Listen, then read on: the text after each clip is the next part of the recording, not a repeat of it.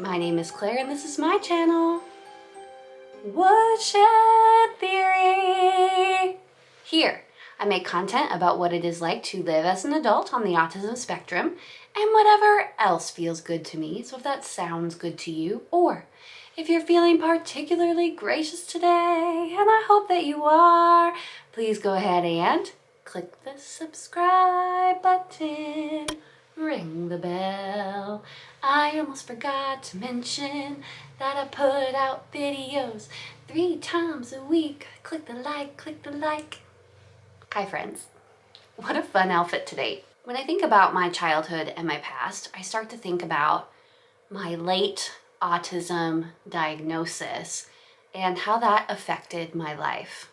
So this is my story of how I got my Hogwarts letter when I was 31, otherwise known as getting my autism diagnosis as an adult. So as a child, I was very into fantasy books, especially Harry Potter. I think that that's kind of funny because I was obsessed in those early days and now I'm not so obsessed. But when I was a kid, I was totally into it. I got into the books, I think around the time the 3rd book had come out.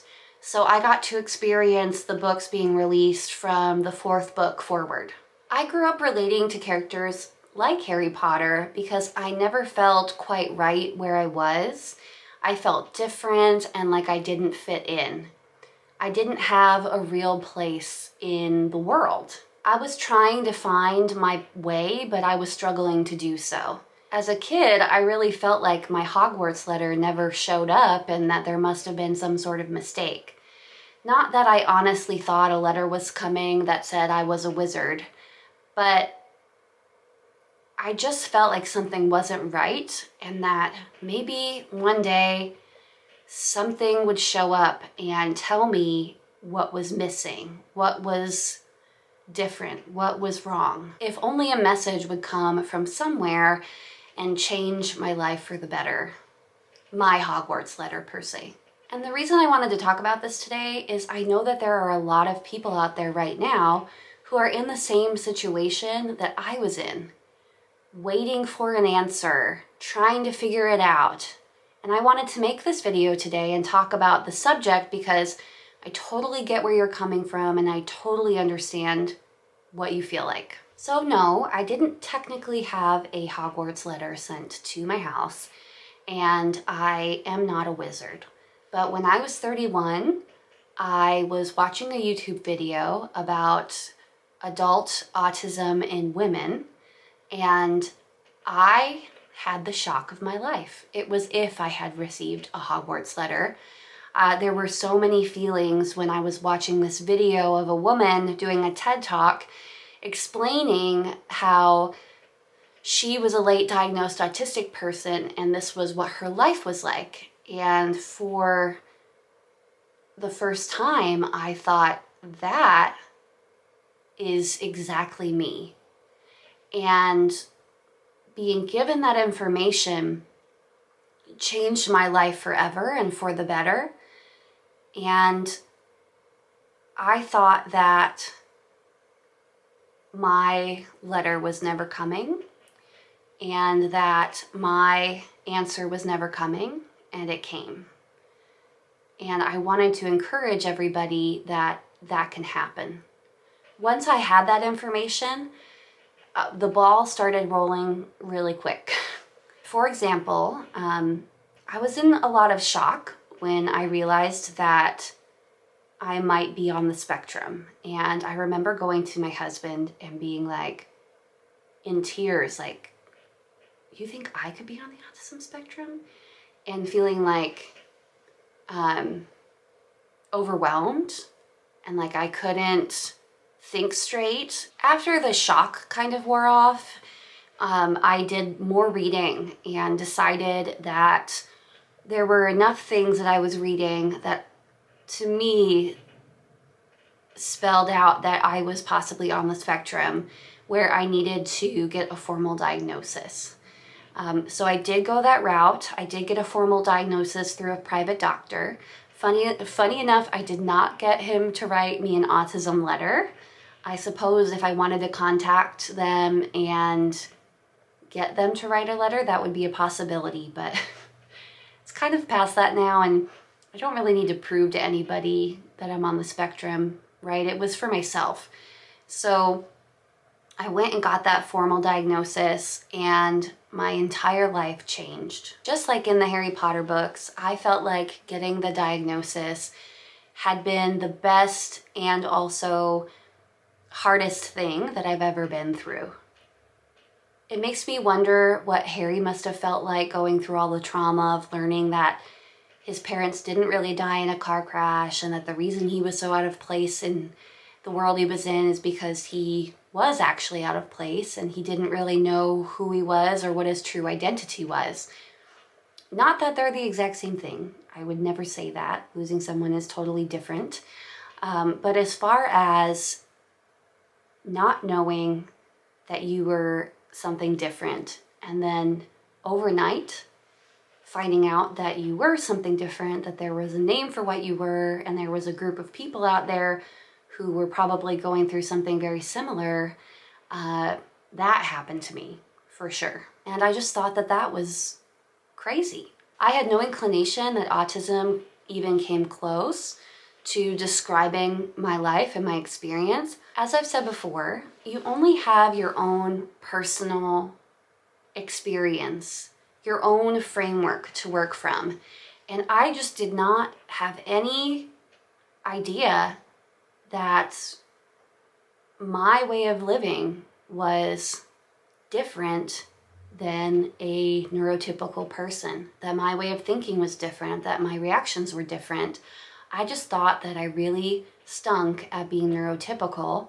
I really stunk as a human being and fitting in that way, and I was trying my best to make it work, but in reality, that's not what happened. I am a wizard. I am on the spectrum, and yes, I am using a Harry Potter analogy to bring it up. But why is it important to talk about? Because many of the people who watch my videos are exploring that they may be on the spectrum, and that maybe for different reasons they were missed and they never got their Hogwarts letter. And I wanted to let you know that just because you were missed doesn't mean that you're not on the spectrum. And just because someone once told you that you were, a terrible human, you're not good at being a human, you're too this, you're too that, that might not be true. It might just be that you spent your entire life thinking that you were neurotypical. And in reality, you were living a completely parallel life to neurotypicals, but completely different. So you were living alongside neurotypicals, but you aren't one. And is it normal that you didn't know? Well, I didn't know. I had no idea. I was trying my hardest to make it work and burning out and failing all the time. So yeah, it's pretty normal.